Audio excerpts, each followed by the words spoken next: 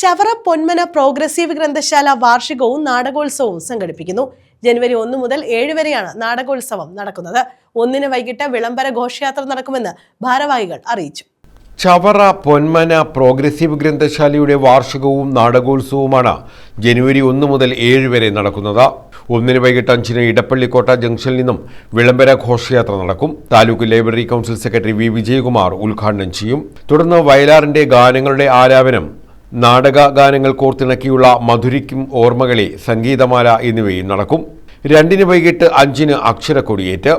6:30-ന് നാടകസന്ധ്യയും വാർഷികവും PC Vishnunath MLA ഉദ്ഘാടനം ചെയ്യും. രാത്രി 7:45-ന് നാടകം അരങ്ങേറും.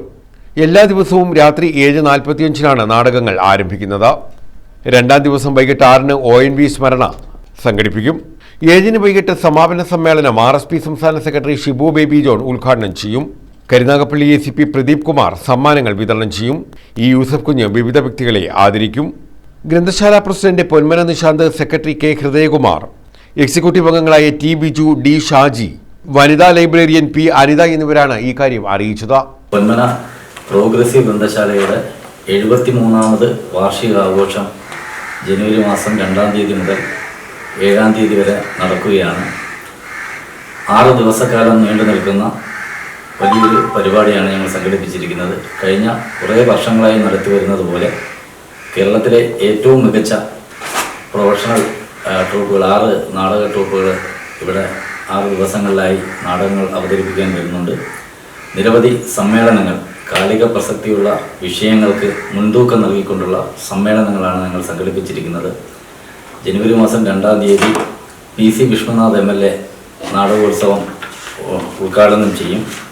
അതിനുശേഷം 2-ാം ദിവസം ഓർമ്മകളിൽ ONV, ആത്മാവിൽ മുട്ടി വിളിച്ചതുപോലെ എന്ന ഒരു സമ്മേളനമാണ് സംഘടിപ്പിച്ചിരിക്കുന്നത്. മുഖത്തല ശ്രീകുമാറാണ് ആ പരിപാടി ഉദ്ഘാടനം ചെയ്യുന്നത്.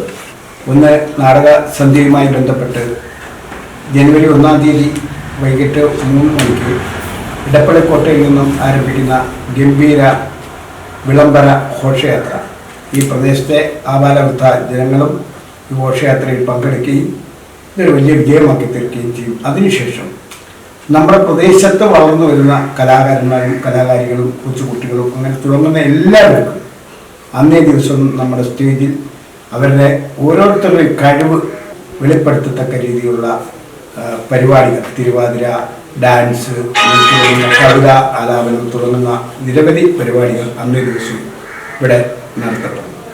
News bureau, Chavara.